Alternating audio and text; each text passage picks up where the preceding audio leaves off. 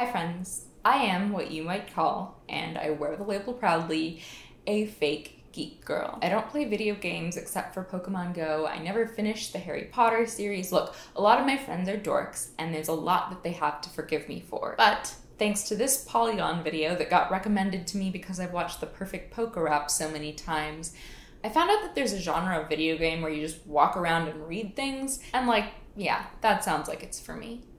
So I just finished my first ever game called What Remains of Edith Finch. I'm going to summarize it for you real fast, and I don't super believe in the concept of spoilers, so I don't know what does and doesn't count. You've been warned. In this game, you are a teenage girl named Edith Finch, and you're walking around in her body from her point of view, which definitely gave me a headache, but that's besides the point, and you're coming back to an old abandoned house that Edith and several generations of her family once lived in to try to learn more about her family.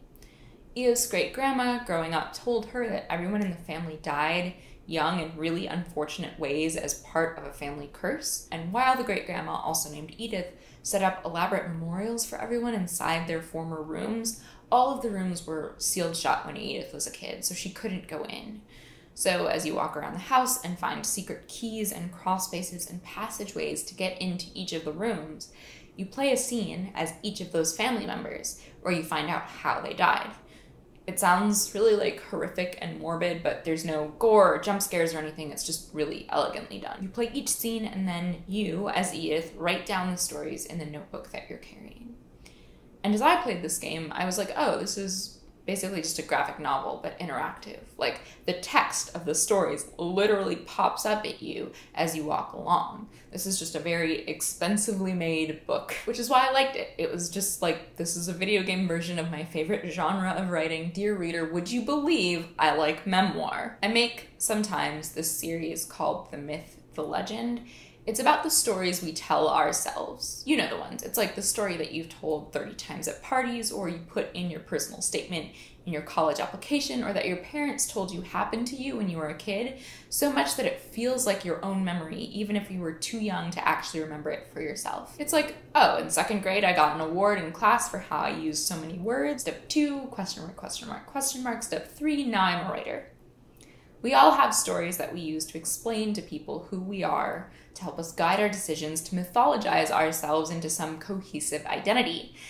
And as I walked around in a rickety digital house, I thought, this is just a different application of that concept that I love so much. Personal mythologies in video games. Cool. But as I kept playing, I came to realize that this wasn't just like a moody first-person novel slapped on top of a video game. They were telling a story in a way that could only be told this way. If all I had to do was turn a page to get to the next family member's story, I'd be like, wow, what a weird, sad story, but I actually have to participate in it, right? You do these things like eat an entire tube of toothpaste or fly a kite in a thunderstorm, and you're like, yeah, this is how I, playing as this person, am going to die. But I have to do it. Like, I can't just nope out and go on with my life as that character. I have to keep hitting the button. I have to keep walking into the next disaster. I have to actively bring the family curse to pass if I want to get to the next part of the story. That's what struck me as I kept filling in more and more of the family tree. The curse didn't just happen to this family. They made it. Sure, they started telling a story about a curse to make some sense of some really painful things that happened, but then as each generation grew up in and around those stories, they must have shaped these characters somehow.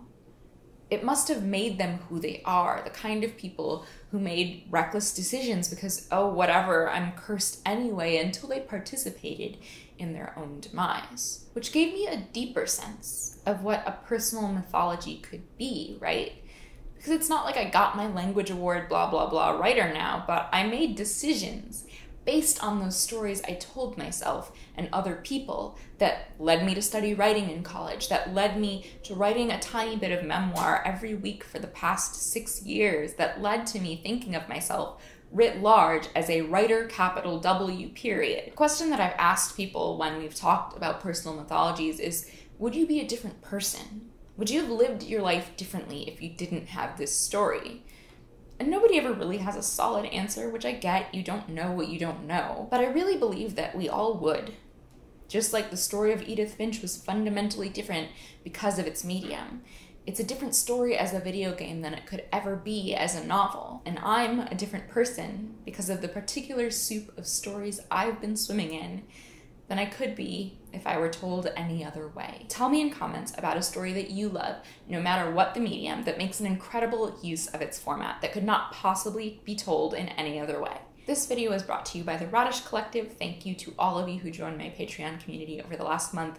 I am so grateful for your support.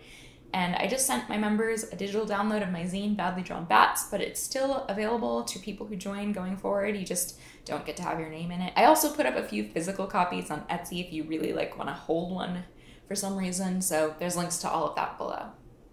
Thank you for spending this time with me, and I'll see you soon. Bye! Also, you get to roll a shark down a hill, so that's cool.